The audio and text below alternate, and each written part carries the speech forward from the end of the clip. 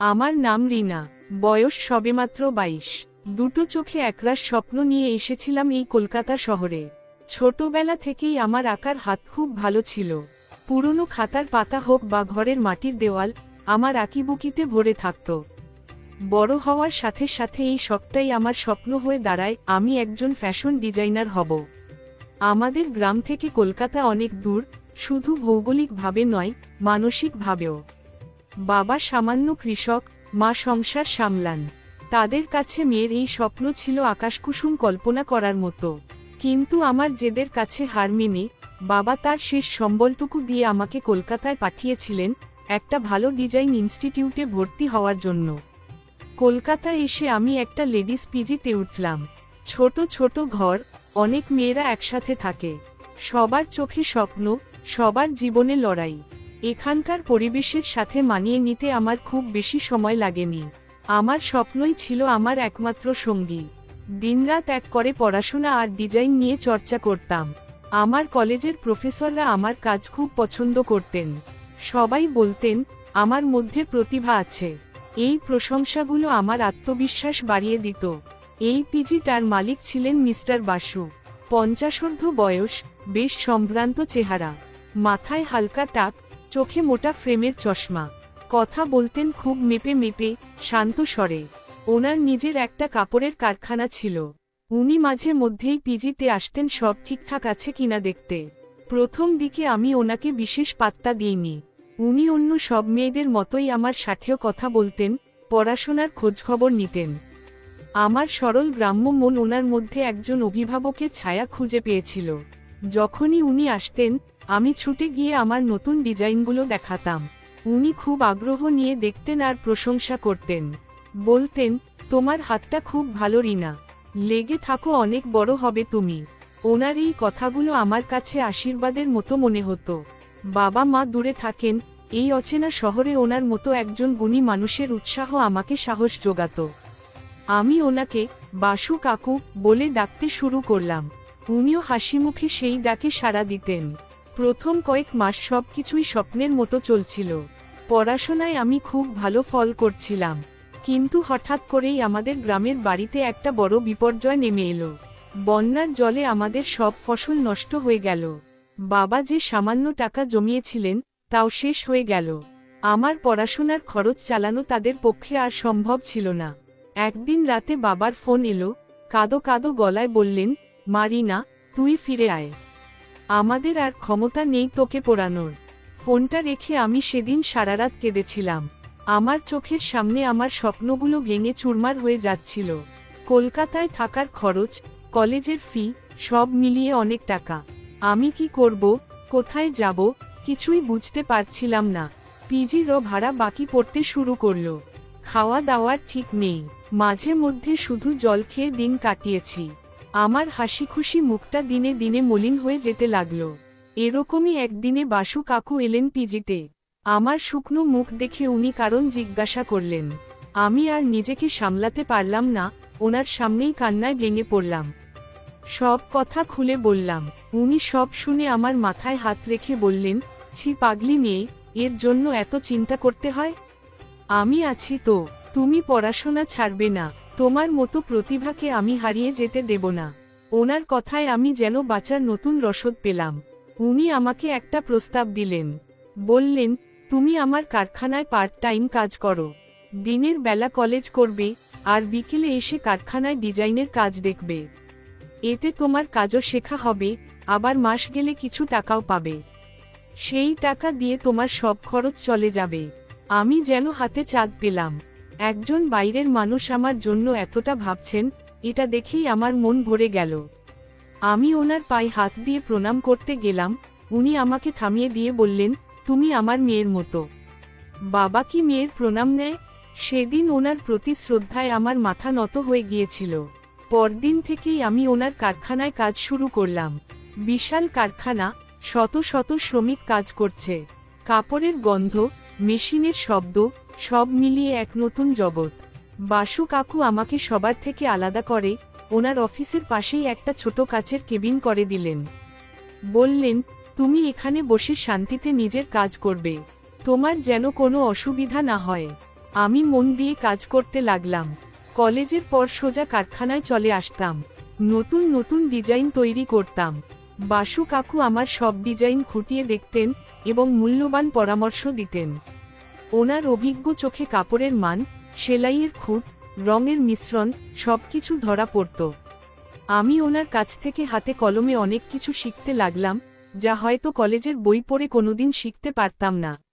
কিন্তু কিছুদিন যেতেই আমি একটা অদ্ভুত পরিবর্তন লক্ষ্য করতে শুরু করলাম।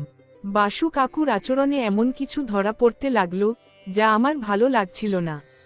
উনি অকারণে আমার কেবিনে আসতেন। কাজের কথার ফাঁকে আমার ব্যক্তিগত জীবন নিয়ে অনেক প্রশ্ন করতেন। আমার গ্রামে কে কে আছে, আমার কোনো বন্ধু আছে কিনা, এই সব। প্রথম দিকে আমি এটাকে ওনার সরল জিজ্ঞাসা ভেবেই উত্তর দিতাম। ধীরে ধীরে ওনার চাহনিটাও কেমন যেন বদলে যেতে লাগলো। উনি আমার দিকে এমনভাবে তাকাতেন, যা একজন অভিভাবকের দৃষ্টির মতো ছিল না। সেই দৃষ্টিতে ছিল এক অদ্ভুত ক্ষুধা। আমি শাড়ি বা সালোয়ার কামিজ পরলে উনি বলতেন, রিনা, তোমাকে এই পোশাকে খুব সুন্দর লাগছে। প্রশংসা শুনতে কার না ভালো লাগে, কিন্তু ওনার প্রশংসার ধরনটা আমার অস্বস্তির কারণ হতো। একদিন আমি একটা ডিজাইন নিয়ে ওনার অফিসে গেছি। উনি ডিজাইনটা দেখার সময় হঠাৎ করে আমার হাতের উপর ওনার হাতটা রাখলেন। আমি চমকে উঠে হাতটা সরিয়ে নিলাম। উনি এমন ভাব করলেন যেন কিছুই হয়নি, যেন ভুল করে হাতটা লেগে গেছে। কিন্তু আমার শরীরটা কেমন যেন ঘিনঘিন করে উঠেছিল। এরপর থেকে এই ভুল করে স্পর্শ করার ঘটনাটা বাড়তে লাগল। ফাইলের আদান প্রদান করার সময়, কম্পিউটারে কিছু দেখানোর সময় উনি আমার খুব কাছে চলে আসতেন। ওনার শরীরের পারফিউমের উগ্র গন্ধটা আমার নাকে এসে লাগত। আমি দূরে সরে যাওয়ার চেষ্টা করলে উনি হাসতেন, বলতেন, আরে ভয় পাচ্ছ কেন, আমি তো তোমার কাকুর মতোই। কিন্তু ওনার চোখের ভাষা অন্য কথা বলতো। মাঝে মধ্যেই উনি আমার জন্য ছোটখাটো উপহার নিয়ে আসতেন, একটা দামি পারফিউম, একটা সুন্দর স্কার্ফ। আমি নিতে না চাইলে জোর করতেন, বলতেন, এটা তো উপহার নয়, আমার মেয়ের জন্য ভালোবাসা। আমি ভয়, সংকোচে আর কৃতজ্ঞতার চাপে পড়ে সেই উপহারগুলো নিতে বাধ্য হতাম। কারখানার অন্য শ্রমিকরা, বিশেষ করে মহিলারা, বিষয়টা লক্ষ্য করছিল। তাদের চোখে আমি দেখতাম কেমন একটা করুণা আর তাচ্ছিল্যের মিশ্রণ। তাদের ফিসফিসানি আমার কান পর্যন্ত আসত। একজন বয়স্ক মহিলা, যাকে সবাই মালা দি বলে ডাকত, একদিন আমাকে একা পেয়ে বললেন, বোন, একটু সাবধানে থেকো, মালিকের নজর কিন্তু ভালো না। আমি সেদিন মালা দির কথায় খুব রাগ করেছিলাম। আমার মনে হয়েছিল, আমি বসের পছন্দের কর্মী বলে ওনারা সবাই আমাকে হিংসা করছেন। আমি মালা দিকে বেশ করা কথা শুনিয়ে দিয়েছিলাম। বলেছিলাম, উনি আমার বাবার মতো, আপনারা দয়া করে ওনাকে নিয়ে নোংরা কথা বলবেন না। মালা দি আর কিছু বলেননি, শুধু একটা দীর্ঘশ্বাস ফেলেছিলেন। কিন্তু আমার মনের ভেতর একটা কাঁটা খচখচ করত। আমি বাসু কাকুর আসল রূপটা হয়তো বুঝতে পারছিলাম, কিন্তু স্বীকার করতে চাইছিলাম না। কারণ আমি ওনার উপর সম্পূর্ণ নির্ভরশীল ছিলাম। আমার পড়াশোনা, আমার থাকা খাওয়া, আমার স্বপ্ন, সবকিছু ওনার দয়ার উপর টিকে ছিল। আমি যদি প্রতিবাদ করি, তাহলে উনি হয়তো আমাকে কাজ থেকে বের করে দেবেন। তখন আমি কোথায় যাব, কি করব, এই ভয়টা আমাকে চুপ করিয়ে রেখেছিল। দিন দিন বাসু কাকুর সাহস বাড়তে লাগল। উনি এখন আর রাগরাগ করতেন না। একদিন আমাকে ওনার অফিসে ডেকে বললেন, রিনা, তুমি খুব প্রতিভাবান, কিন্তু শুধু প্রতিভা দিয়ে এই লাইনে টিকে থাকা যায় না। একজন শক্তিশালী গডফাদার দরকার। আমি তোমার সেই গডফাদার হতে চাই। আমি অবাক হয়ে জিজ্ঞাসা করলাম, তার জন্য আমাকে কি করতে হবে? উনি আমার কাঁধে হাত রেখে আমার কানের কাছে মুখ নিয়ে এসে বললেন, তেমন কিছু না, শুধু আমাকে একটু খুশি রাখতে হবে। খুশি রাখা কথাটার অর্থ বুঝতে আমার এক মুহূর্ত সময় লাগেনি। আমার পায়ের তলার মাটি যেন সরে গেল। ঘৃণায়, লজ্জায়, অপমানে আমার মুখ দিয়ে কোনো কথা বেরোচ্ছিল না। আমি ওনার হাতটা ঝটকা মেরে সরিয়ে দিয়ে অফিস থেকে বেরিয়ে এসেছিলাম। সেদিন রাতে আমি পিজির ঘরে বসে অনেক ভেবেছিলাম। আমার মনে হচ্ছিল, সব ছেড়ে দিয়ে গ্রামে ফিরে যাই।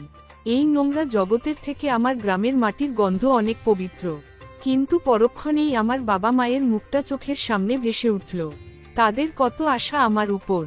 আমি যদি হেরে গিয়ে ফিরে যাই, তাহলে তারা মুখ দেখাবেন কি করে? আর আমার নিজের স্বপ্নের কি হবে? পরদিন থেকে আমি বাসু কাকুকে এড়িয়ে চলতে লাগলাম। খুব দরকার না পড়লে ওনার অফিসে যেতাম না, উনি ফোন করলে ধরতাম না। আমার এই পরিবর্তনটা উনি লক্ষ্য করলেন, আর তার ফলও আমি হাতে নাতে পেলাম। উনি আমার ডিজাইনে অকারণে খুঁত ধরতে শুরু করলেন। সামান্য কারণে সবার সামনে আমাকে অপমান করতে লাগলেন। আমার মাসের মাইনেটা পর্যন্ত আটকে দিলেন। পিজির ভাড়ার জন্য ম্যানেজার আমাকে বারবার তাগাদা দিতে লাগল।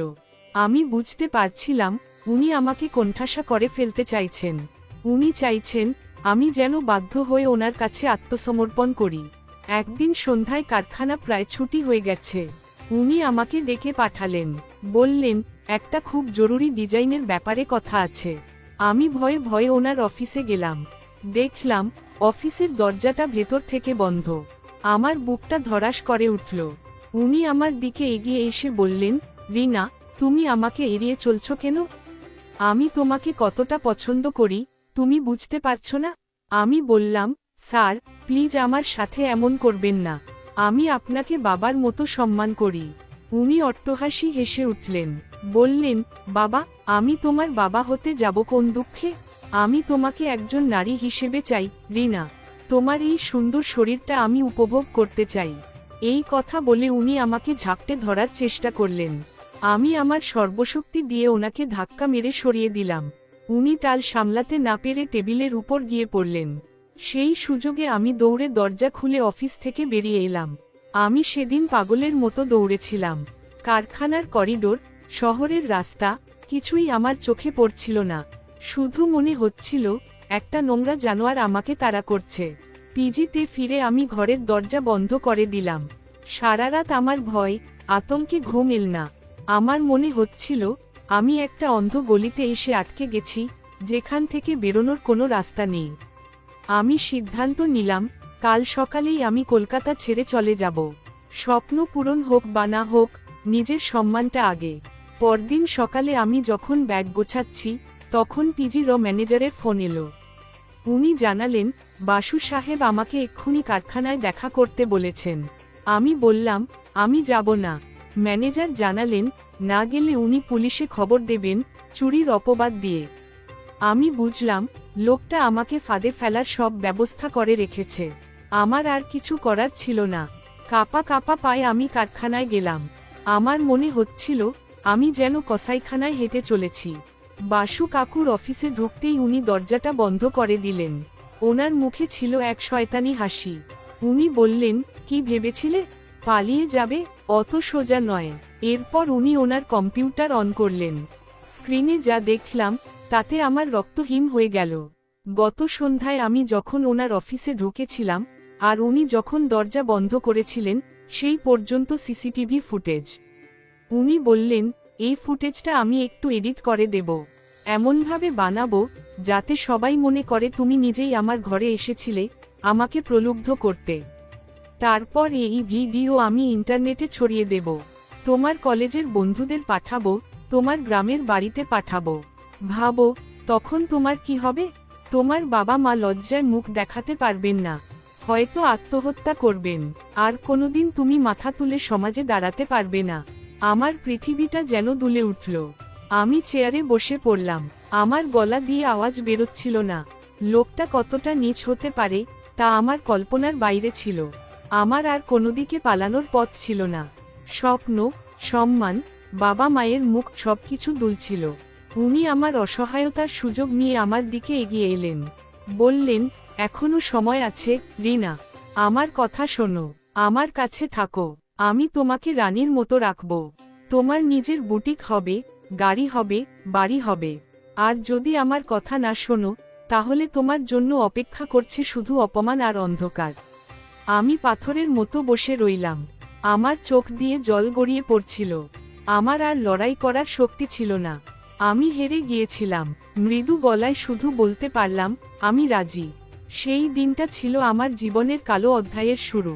উনি আমাকে পিজি থেকে ছাড়িয়ে শহরের এক অভিজাত এলাকায় একটা ফ্ল্যাট ভাড়া করে দিলেন। আমার কলেজের সব খরচ, আমার হাত খরচ সবকিছুর দায়িত্ব নিলেন। বিনিময়ে আমার শরীরটার উপর ওনার অধিকার জন্মালো। প্রথম প্রথম আমার শরীরটা রি রি করে উঠত ঘৃণায়। যখন উনি আমাকে স্পর্শ করতেন, আমার মনে হতো যেন হাজারটা কাঁটা আমার গায়ে বিঁধছে। প্রতি রাতে আমি নীরবে কাঁদতাম, কিন্তু দিনের আলোয় আমাকে হাসিমুখে থাকতে হতো। ওনার দেওয়া দামি পোশাক পরতে হতো, ওনার সাথে বড় বড় পার্টিতে যেতে হতো। সবাই আমাকে ওনার আত্মীয়া হিসেবেই জানত। ধীরে ধীরে আমি যেন এই জীবনের সাথে মানিয়ে নিতে শুরু করলাম। 22 বছরের একটা তরুণী আমি, শরীরেরও নিজস্ব চাহিদা থাকে। দিনের পর দিন একা থাকতে থাকতে আর ওনার সান্নিধ্যে থাকতে থাকতে আমার ভেতরের প্রতিরোধটা হয়তো দুর্বল হয়ে পড়ছিল। মাঝে মাঝে ওনার দেওয়া মনোযোগ, দামি উপহার আমার ভালোও লাগত। আমি নিজেকে বোঝাতাম, যা করছি আমার স্বপ্নের জন্য করছি, এইটুকু আত্মত্যাগ তো করতেই হবে। আমি ওনার সাথে ঘনিষ্ঠ হতে শুরু করলাম। ওনার শরীরের গন্ধটা এখন আর আমার অসহ্য লাগত না। আমি ওনাকে আমার প্রেমের জালে জড়ানোর চেষ্টা করতে লাগলাম। আমি চাইতাম উনি যেন ওনার স্ত্রীকে ছেড়ে আমাকে বিয়ে করেন। উনিও আমাকে সেই স্বপ্ন দেখাতেন। বলতেন, আমার স্ত্রী অসুস্থ, ওকে এখন ছাড়তে পারবো না। তুমি চিন্তা করো না, আমি তোমার জন্যই একটা আলাদা জগৎ তৈরি করব। আমি ওনার কথা বিশ্বাস করেছিলাম। আমার পড়াশোনা শেষ হয়ে গেল, আমি খুব ভালো ফল করে পাশ করলাম। এবার আমি ওনাকে ওনার প্রতিশ্রুতি পালন করার জন্য চাপ দিতে শুরু করলাম। আমি বললাম, এবার তো আমার পড়া শেষ, আমাকে আমার বুটিক খুলে দাও, আর তোমার স্ত্রীকে ডিভোর্স দিয়ে আমাকে বিয়ে করো। আমার কথা শুনে উনি সেদিন অট্টহাসি হেসেছিলেন, যে হাসিটা আমি সেদিন প্রথমবার ওনার অফিসে শুনেছিলাম। উনি বললেন, বুটিক, বিয়ে? তুমি কি পাগল হয়ে গেছো? তোমাকে আমি টাকা দিয়ে কিনেছি, রিনা। তুমি আমার রাখা মেয়ে, এর বেশি তোমার কোনো পরিচয় নেই। তোমাকে আমি ভোগ করার জন্য রেখেছি, সংসার করার জন্য নয়। ওনার কথাগুলো আমার কানে তপ্তশিশার মতো এসে বিঁধল। আমি বুঝতে পারলাম আমি কত বড় ভুল করেছি। আমি একটা নোংরা জালের মধ্যে নিজেকে জড়িয়ে ফেলেছি, যেখান থেকে বেরোনোর কোনো রাস্তা নেই। আমি স্বপ্নপূরণের লোভে আমার আত্মসম্মানকে বিক্রি করে দিয়েছিলাম। উনি বললেন, তোমার প্রয়োজন আমার ফুরিয়েছে, এই নাও কিছু টাকা, এই ফ্ল্যাটটা কালকের মধ্যে খালি করে দেবে দাঁড়ি। আমার পায়ের তলার মাটি সরে গেল। যে মানুষটার জন্য আমি আমার সবকিছু বিসর্জন দিয়েছিলাম, সে আমাকে এক মুহূর্তে আবর্জনার মতো ছুঁড়ে ফেলে দিল। আমি আমার ভুল বুঝতে পারলাম। আমি বুঝতে পারলাম কোনো অসৎ পথে হেঁটে কখনো লক্ষ্যে পৌঁছানো যায় না। সেই পথ শুধু অন্ধ গলিতেই নিয়ে যায়। আমি ওনার দেওয়া টাকা নিইনি। সেই রাতটা আমি স্টেশনে কাটিয়েছিলাম। পরদিন সকালে একটা সাধারণ ট্রেনে করে আমি চিরকালের মতো কলকাতা ছেড়ে চলে আসি। কোথায় যাচ্ছি, কি করব, কিছুই জানতাম না। বন্ধুরা, আমি আমার জীবনের এই কালো অধ্যায়ের কথা আপনাদের বললাম একটাই কারণে। কখনো কোনো দুষ্ট লোকের মিষ্টি কথায় ভুলবেন না, আর স্বপ্নের পেছনে দৌড়ানোর জন্য কখনো নিজের সততা আর আত্মসম্মানকে বিসর্জন দেবেন না। আমি যে ভুল করেছি, আপনারা সেটা করবেন না। ভালো থাকবেন, সুস্থ থাকবেন।